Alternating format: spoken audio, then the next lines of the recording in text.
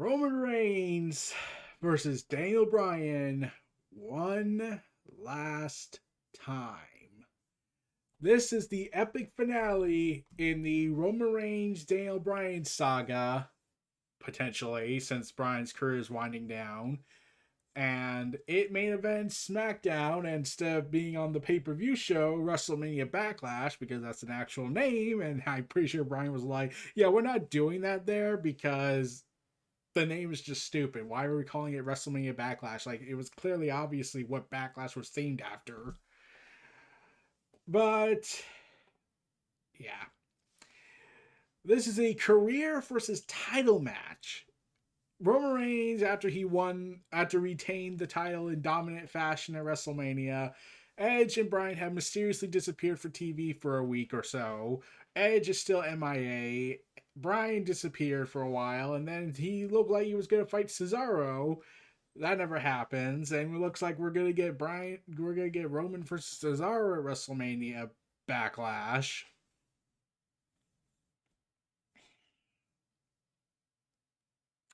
That's an actual name of the show. I'm trying to wonder how that even makes sense. And you're just left wondering why give away this particular match with such stakes on free television.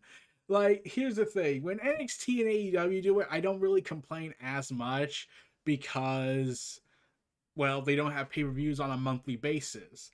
If they had a pay-per-view system on a monthly basis like the main roster WWE does, then I would be complaining, because this is clearly a WrestleMania Backlash pay-per-view match they want to do, but Bryan wants to get out of here before he goes crazy. And Bryan has recently been saying weird stuff about WWE and about himself. How he feels he's feeling how he feel a detachment with the WrestleMania main event. How he felt like Edge and Roman didn't really need him, and he was just put there because. And Bryan was feeling his career was winding down. He feels like he should stop doing the full time gut run. He should go transition to part time, but he doesn't know about it yet.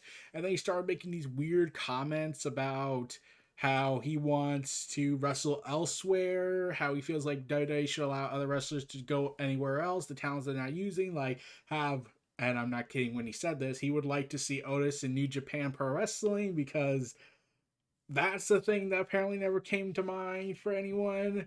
I mean, like, you can imagine a lot of other people going to New Japan. Otis, I mean, like, he probably would do well with Yano. They're crazy in their cuckoo-ness. But Otis in New Japan, it'd be kind of weird. It'd be kind of interesting, but I can't picture it in a world where we got Yano'd by John Moxley can attest to the horrendous nightmares he gets when Yano brings up his victory over the G1 Climax. So Bryan and Roman and Cesaro had this big meeting on the ring, and Roman instead offers the challenge to Bryan. Cesaro defends Bryan, saying Bryan needs to accept it to end the tyranny of Roman Reigns, the tribal chief, the Mad Dog. I'm still surprised they haven't even went with that obvious nickname for him. But yeah. So Bryan accepts, and Roman has the condition that if he beats if he beats Bryan, and he even reiterates himself and says, when I beat you, I don't want to see you here ever again. You will never come back. You will never challenge me again. You will never compete on SmackDown again. So that means he has to go to Crapfest Monday Night Raw, which will suck, or go to NXT, which would be kind of awesome, and along with all the big dream matches we could do. But yeah, Bryan accepts this condition and has said that if he does lose, he will follow through with that stipulation unless said otherwise. And Bryan keeps bringing up how he's content that if he doesn't win, he's done all he can. And I'm just like, man, this could be weird. I'm like, he's closing in on 40 this month, and yeah. And the most famous moment of the show is Roman got a new theme song. Finally, Def Rebel produced this music. No idea what it's called. Some people call it the Tribal Chief and whatnot. I call it obvious final boss music is obvious. And people were mostly wondering, like, some didn't like it, some did. A lot of people liked it, some didn't like it.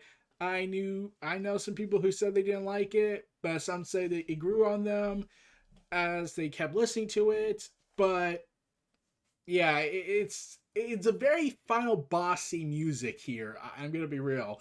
It felt like it's the final boss to a video game. Like, I'm just thinking, like, why couldn't they show this at WrestleMania? How do they, like, do they have a reason to say why they weren't ready to do it yet? And then they were like, let's do it on free television. I mean, like, it would have made more sense if it was on the big show or pay per view. Like, this is a big moment, and they're like, nope, free television. Such weird decisions. And I was petitioning for this match to go 40 minutes. I wanted this to be the SmackDown's version of the Raw Shawn Michaels versus John Cena match. Uh, I just like that match. I'll probably talk about it one day when I rewatch it again. But yeah, it's the match you would expect. This would be in your 30-minute spectacle of going down as the final chapter, the one last time between Roman Reigns and Daniel Bryan. And there were a ton of people worried that this was going to end in shenanigans or was going to get DQ so that Bryan still stays and whatnot, or Bryan could actually win. And people were like, nah, that's not possible. Because Bryan's career is winding down. He's closing in on 40 this month. The Rock just turned 49. And yeah, it's looking more and more that window's closing with Roman Reigns versus The Rock, so we'll have to wait a year. And yeah, this was exactly what it needed to be. It needed to be a long match. However, it's bogged down, damn it, by the entitlements of commercial ad breaks. Yeah, that was an annoying piece. Like, they kept doing commercial breaks every 3 minutes. It felt like every 3 minutes it was bogging it down. Like, I want to see the full length match of this. I want to see the unedited cut of this match because it would probably improve people's opinion on it, because everyone did complain, why are there so many ad breaks with this match? Why can't they just do one time a freaking ad-free match? Why can't they do that? Like, AEW does it, and they're the company that needs to make as much money as possible as they are a new company around, and they did that on occasion. But yeah. So this was everything it needed to be. It needed to be a brutal classic between Roman and Bryan again, because they have such insane chemistry together. And ending out their big trilogy, I'm like, they did have a match while he was in the Shield, but I call it, they did have matches together while on the Shield, but I'm talking about in his post-Shield run. And also, this is the end of the Shield music. So, good luck with that. And yeah, this was everything you needed for this match. It was awesome, it was brutal, and I was freaking glad they decided to go with a decisive finish. Instead of having shenanigans happen or Jey Uso helps, they instead have it Roman defeating Bryan clean in the ring with his raw strength and the guillotine chokehold. And Bryan is down. He's passing out. He submitted Bryan. So he finally gets to proclaim his dominance. And now Bryan is banned from SmackDown. He loses. The tribal chief has dominated Bryan. And as part of his, we need to get him out of here to prove this, Roman instead decides to go ahead and gets to his feet as his new music hits. Heyman enters the ring and hands the Universal Belt to Roman. He raises in the air as the artificial crowd noise boos him, because the crowd in the Thunderdome have to do what WWE tells them to do, or they'll risk being kicked out and replaced, because they can control the narrative now. So Roman decides to finish this off by going ahead and getting 2 steel chairs to pull an Edge. Yeah, Edge did show up in this. Like, he wasn't in this at all. Like, when's Edge coming back? I want to see that. And Cesaro comes out to make the save. He goes to try and save Daniel Bryan from the hands of Roman Reigns' dictatorship. I want to say dictatorship from The Walking Dead, but no, that's not how this goes. The Reigns, the Mad Dog, the Mad King, and Cesaro delivers a kind of brutal European uppercut, which was kind of awesome, and Roman's being worked on by Cesaro, who goes to following back in the ring, but Jey Uso comes to save the day. Main event Jey Uso. No update on Jimmy Uso. I'm pretty sure he's disappeared off the grid now, because now it's like, how do you make them a tag team again when Jey is now the bigger star of the two? That's going to be a curious question. And then Cesaro is trapped in the ropes, forced to watch Roman being held down by Uso, super kicking him, and then Cesaro's forced into the ropes, and Uso's holding him down, and Roman delivers the concerto to Bryan, ending his place in this SmackDown and cementing him as the biggest asshole in TV history. At least until the next one. Roman taunts him, and Cesaro screams out, "Bryan!" in absolute despair. And I'm pretty sure everyone's loving, like, oh yeah, Cesaro is despairing. I'm pretty sure Vince is backstage like, oh yes, Cesaro, my most hated enemy, is despairing, and soon he will be fed to the tribal chief. Roman ends the show taunting Cesaro while Bryan is laid out, twitching slightly to sell the move, although considering his history, it could have been legit. But yeah, it's gonna be weird without Bryan, because people were debating. Me and ATW talked about this in the comments. Were like, who do they replace Bryan with? Like, he's no longer SmackDown, so they need another top guy. They could use Cesaro, but we don't know how long this push is gonna last. So they need to get someone from Raw to show up on SmackDown. I have no idea who, because Raw doesn't have anyone that can really match Bryan. They kind of don't. Like, you could say Drew McIntyre, who can move to SmackDown, but he's been so devalued by the WWE management, because they're trying to push him in that face position of Roman, which is questionable, by sacrificing the rest of the product just for him. Like the Hurt Business breaking up because Vince didn't like factions, and because, oh, well, we can't have the Hurt Business at WrestleMania because they'll be cheered, so we gotta put Corbin with Bobby Lashley, because that is heel. That's a heel everyone hates genuinely. So we need to go ahead and break up the Hurt Business and devalue Bobby Lashley's position in order to make Drew McIntyre more loved when he gets beaten down, because we can't do face versus face anymore because that's too organic. So yeah, I don't think Drew McIntyre could be the guy now on that level. It's just a concerning WWE mishap with booking.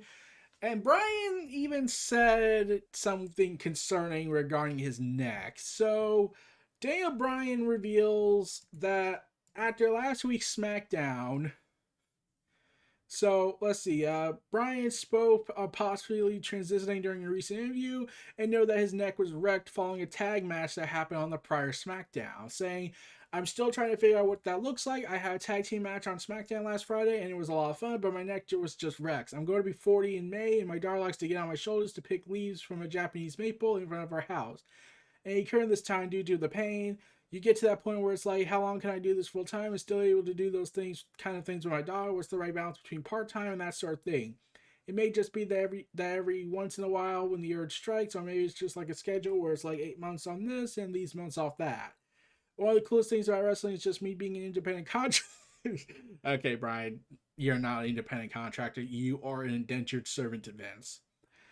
is that you could say, well, I only really want to do this amount of work. With what the amount of work is, I have no idea yet. I still have to figure that out, but I also need to be respectful of the people who are relying on me to go to work. I have to get them answers sooner rather than later. I'm trying to figure that out, trying to be responsible as an employee of somebody who's taking care of our family very well. Oh, but then also trying to take the time to figure it out. So yeah, Brian is currently in this limbo state. Like he may want a part time, but he also started talking about advocating for wrestling in other promotions, and then WWE all of a sudden does an MLW promotion deal, wants to do a promotion with MLW, which don't take it MLW, it's a trap. Evolve and the UK wrestling scene clearly was crippled by it. They clearly benefited from it, and then you gotta also consider the other major factor that, well, Brian is turning 40 this month, and there's hardly anywhere left to do in WWE. Like, he could do NXT, he can wrestle with all these dream matches, but is this something Brian wants to do? Does he still want to work in WWE? Does he want to get out and go somewhere else? Like I said, I'm that guy that would love to have him in AEW, because Brian in that world again one last time, like doing like maybe a final tour across the independent wrestling promotions before retiring ultimately, because I'm pretty sure he's well off. Like, let me see, because the internet likes to go ahead and stalk him. His net worth is $8 million, so he's kind of good on that. Or 12 million, I don't know, honestly. So, because the internet has a stalking issue.